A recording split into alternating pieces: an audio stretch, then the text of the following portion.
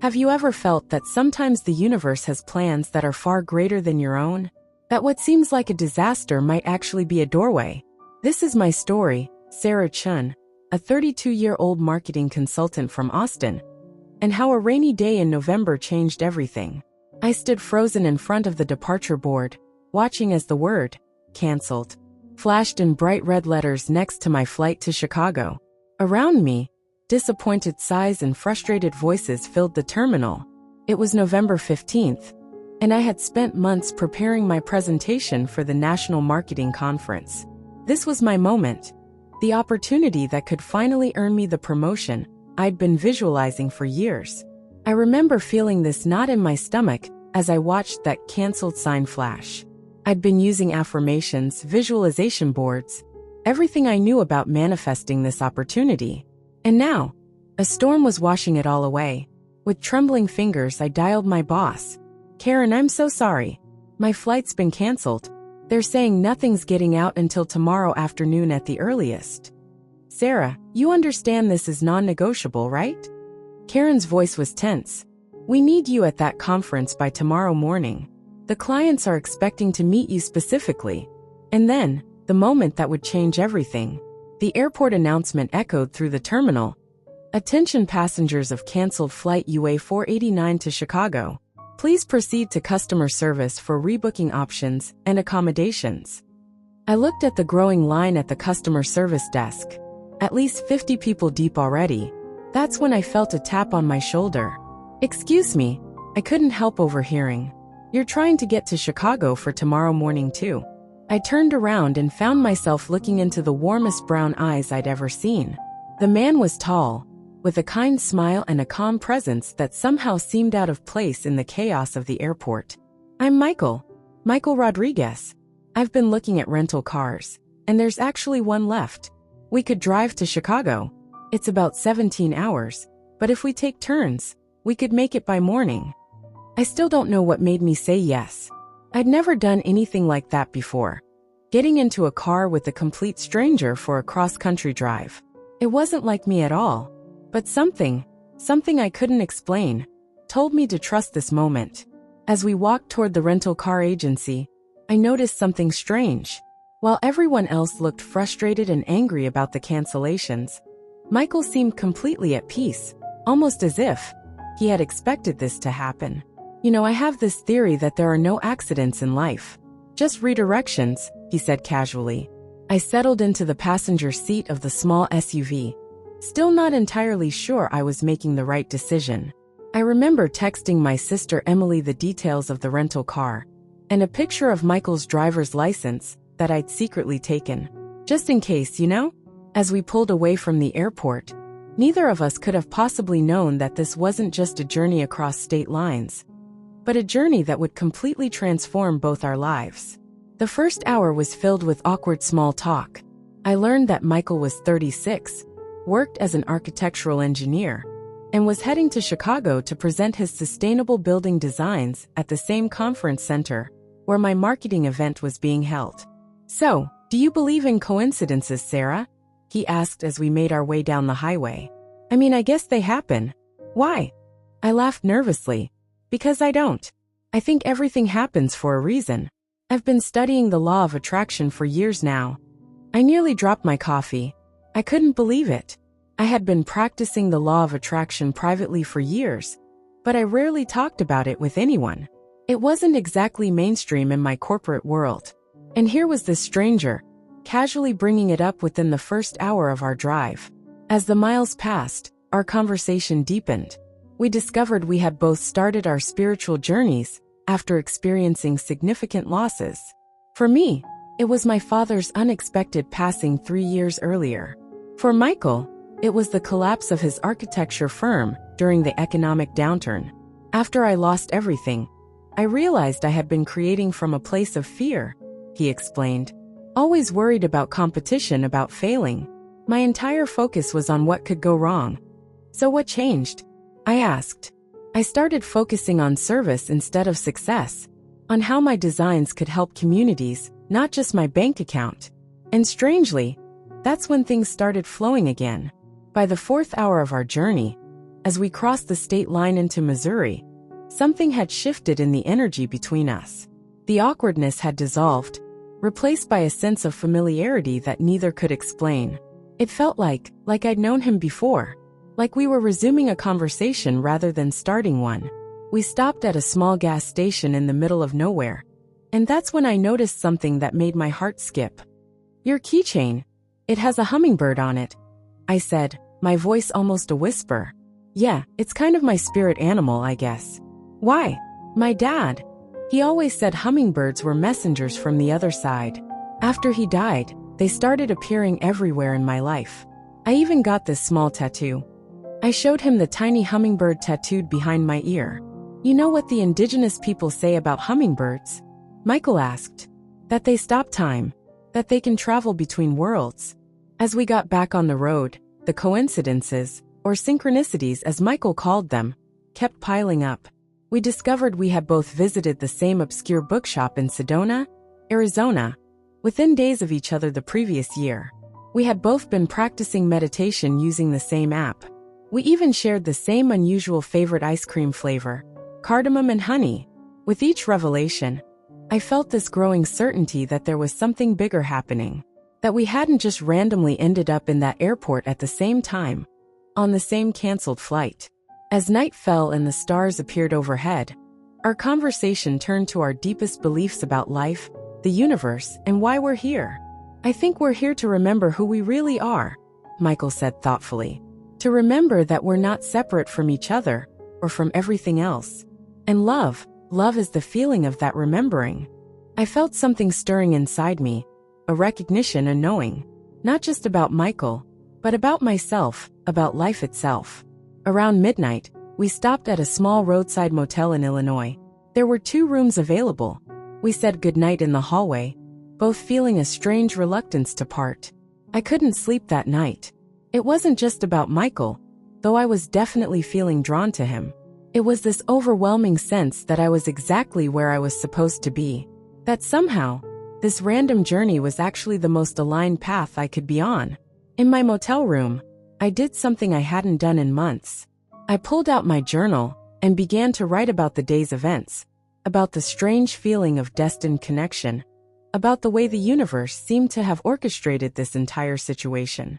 What if the things we think are interruptions to our path are actually the path itself?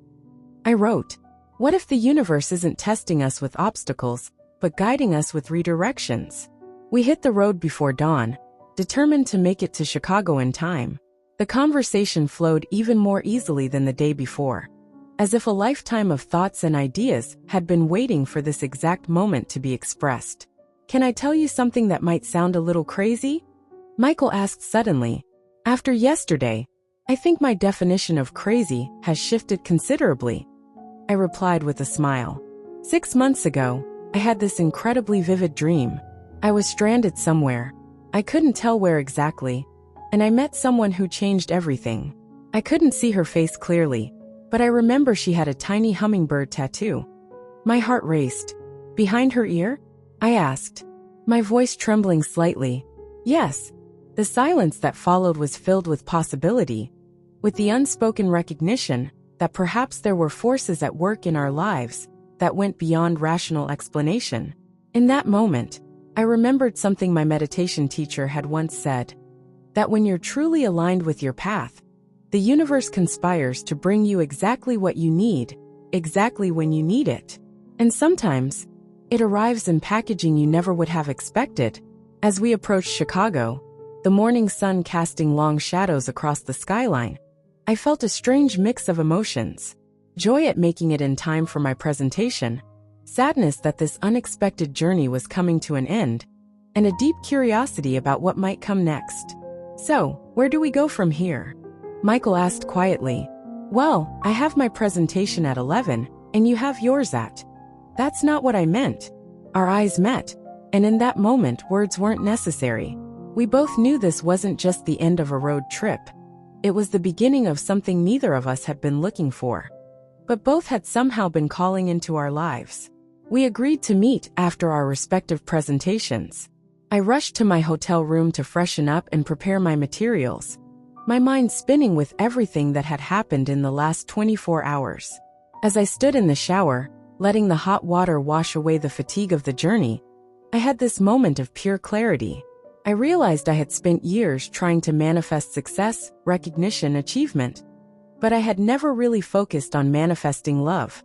It was as if I'd been afraid to even put that desire out into the universe. Despite running on almost no sleep, my presentation was the best I'd ever given. I spoke with a confidence and authentic passion that captivated the room. Afterward, several potential clients approached me, eager to work with my company.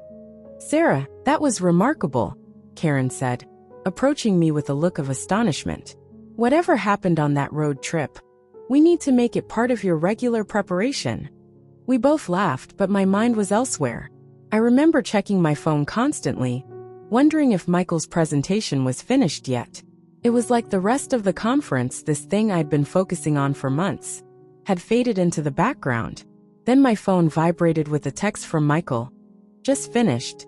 They want to implement my design in 3 cities. Meet me in the lobby." When I saw Michael waiting in the lobby, something strange happened. The noise of the busy conference center seemed to fade away. It was as if time itself slowed down, just like the hummingbird's wings that Michael had talked about. "I know this is going to sound completely insane, given that we met literally yesterday, but I need to tell you something," he said with his eyes never leaving mine. "I've spent the last 10 years studying manifestation, alignment, synchronicity. I've meditated, I've visualized, I've done all the practices. And I've always believed that when you're in perfect alignment with your true path, the universe brings you exactly what you need." I could feel my heart beating wildly in my chest. "Sarah, I think you're what I've been manifesting all this time." Without even knowing your name or your face, somehow, my soul has been calling out for exactly who you are.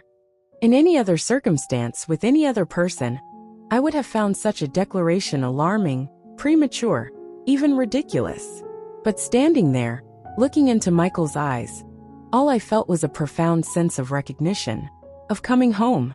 I think I've been manifesting you too." 6 months after that fateful canceled flight, I sat on the balcony of my new apartment in Chicago, watching the sunrise over Lake Michigan. If you had told me a year ago that a canceled flight would lead me to relocate cities, change jobs, and fall deeply in love, I would have laughed in your face. But that's the thing about the universe's plan. It's always so much bigger and more beautiful than anything we could design for ourselves. Michael joined me on the balcony, carrying 2 cups of coffee. "Penny, for your thoughts?" he asked gently. "I was just thinking about how easily we could have missed each other. If I had been standing in a different line at the airport, if you hadn't overheard my phone call, if either of us had said no to that crazy road trip. But we didn't miss each other. That's the point," he said, clinking his coffee cup against mine. In the months following our Chicago meeting, Michael and my connection had only deepened. I had taken a position with a marketing firm in Chicago, and we had moved in together after just 3 months, something that would have seemed recklessly impulsive to the old Sarah. The strangest part wasn't how quickly everything happened. It was how right it all felt. There was no anxiety, no second-guessing, no fear. Just this profound sense of alignment, like every cell in my body was saying, "Yes, this is your path." One evening, as we walked along the shore of Lake Michigan, Michael stopped suddenly and turned to me. "Do you remember what I said about hummingbirds? How they can stop time? That they travel between worlds?" "Yes, I remember." Michael knelt down on one knee and took something from his pocket. "I've been carrying this around for weeks, waiting for the perfect moment. But I'm realizing that with you, every moment is perfect." Inside the small box was a delicate engagement ring. The band was fashioned to look like intertwined branches, and in the center, instead of a traditional diamond, was a small emerald carving of a hummingbird in flight. I couldn't speak. I couldn't even breathe. It was as if all the scattered pieces of my life suddenly came together in that one perfect moment. 3 months later, we were married in a small ceremony in a botanical garden in Austin, surrounded by hummingbird feeders that my mother had hung especially for the occasion. My dad had always told me that love doesn't follow the straight lines we try to draw for it. It comes when we're open, when we're aligned with our true selves. And sometimes it comes disguised as a disruption. Today, Michael and I run a successful consulting business together, combining my marketing expertise with his architectural vision. We help companies create spaces and brands that focus on sustainability and community impact.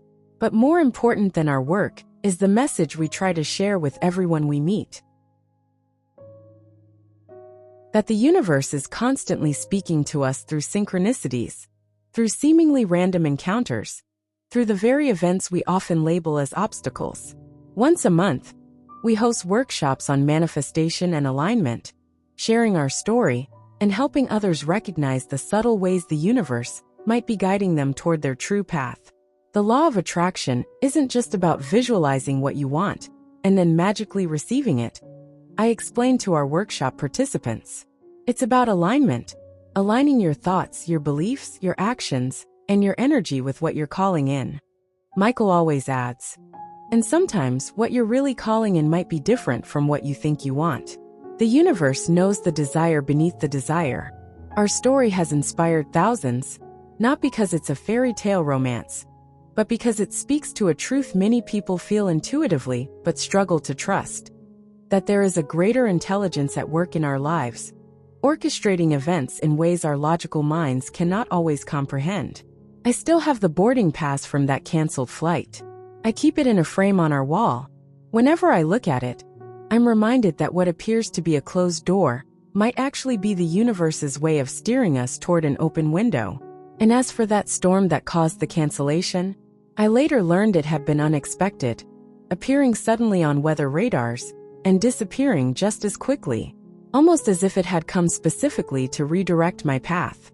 If there's one thing I want people to take from our story, it's this: trust the timing of your life. Trust that the universe has a plan more magnificent than anything you could orchestrate on your own. And when life seems to be falling apart, it might actually be falling into place.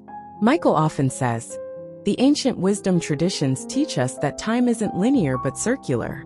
That perhaps we're not meeting people for the first time, but recognizing souls we've known before. We don't claim to understand all the mysteries of the universe. We don't have all the answers about why certain souls find each other across time and space. But we do know this: when you live in alignment with your highest purpose, when you trust the flow of life instead of fighting against it, magic happens. So the next time your flight gets canceled, or your plans fall through, or life throws you a curveball you didn't see coming, remember our story. And maybe, just maybe, look around. Your miracle might be standing right behind you, about to tap you on the shoulder. After all, there are no coincidences, only alignments. Each story here is a seed of faith. Nurture yours, like, comment, and share this with someone who needs to believe again.